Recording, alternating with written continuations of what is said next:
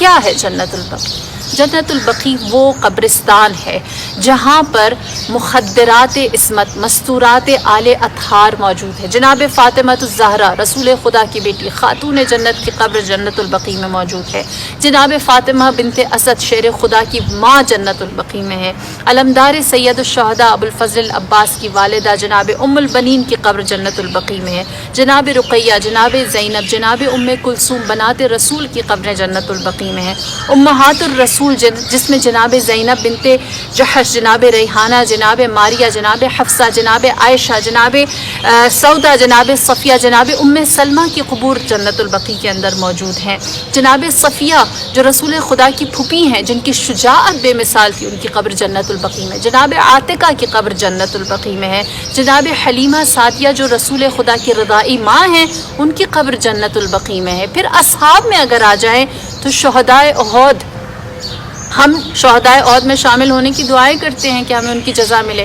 شہدائے احد جنت البقیع میں۔ واقعہ حرہ جو کربلا کی بات پیش آیا، اس کے تمام شہداء جنت البقیع میں ہیں۔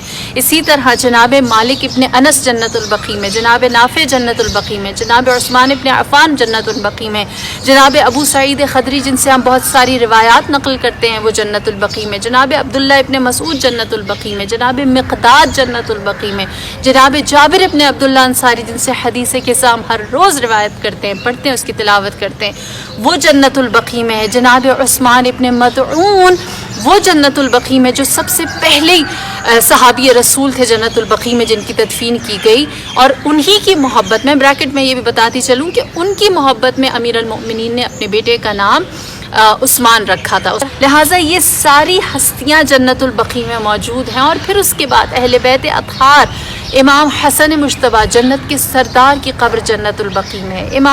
امام زین العابدین کی قبر جنت البقیع میں، امام محمد باقر کی قبر جنت البقیع میں، امام جعفر صادق جنت البقیع میں، حضرت عباس ابن عبد المطلب جن سے ہم قرآن کی کتنی ساری تفسیر روایات نقل کرتے ہیں وہ جنت البقیع میں، جناب عقیل ابن ابی طالب جن سے علم انساب نقل ہوتا ہے وہ جنت البقیع میں، جناب عبداللہ ابن جعفر طیار وہ جنت البقیع میں، جناب اسماعیل ابن جعفر صادق جن سے آخانیوں کا سلسلہ امامت چلتا ہے وہ بھی جنت البقیع میں ہیں، جناب محمد حنفیہ جنہیں امام حسین علیہ السلام نے مدینے میں اپنا بطور وارث چھوڑا تھا وہ جنت البقیع میں، جناب ابراہیم جو رسول اللہ صلی اللہ علیہ وآلہ وسلم کے فرزند تھے وہ جنت البقیع میں، اور پھر نبی خدا صلی اللہ علیہ وآلہ وسلم کے والد محترم جناب عبداللہ کی ذات بھی جنت البقیع میں مدفون ہے۔ یہ ساری ہستیاں، کیا اس کے بغیر میرا اور آپ کا دین ہے؟ کیا ان کو اگر ہم نکال دیں تو میرے اور آپ تک حق پہنچتا ہے؟ کیا یہ ہستیاں ڈیزرو نہیں کرتی کہ ہم ان کو وہ تعظیم دیں، وہ مقام دیں کہ جس کی بدولت ہمارے تک اللہ، اسلام، قرآن، قیامت اور وحدانیت کا پیغام پہنچا ہے؟ لہٰذا ان کی قبور کو آباد رکھنے کا مقصد کیا ہے؟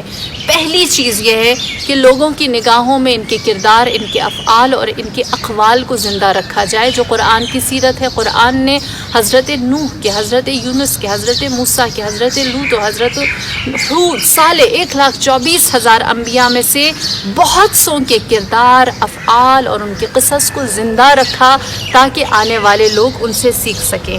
پھر خداوند کریم نے دوسری سیرت جو قرآن کی وہ یہ کہ حق والوں کو اللہ نے ہمیشہ عزت دی ہے، ہمیشہ ان کا تذکرہ عظمت اور ہیبت اور جلالت کے ساتھ کیا ہے، اور ان کی نشانیوں کو اللہ نے عزت کے ساتھ بیان کیا اور باطل کو سرنگوں کیا ہے۔ تیسری چیز جو ہے وہ یہ کہ ان جگہوں کی وجہ سے ہم عبودیت کو زندہ اور خدا ترسی کو پائندہ رکھتے ہیں۔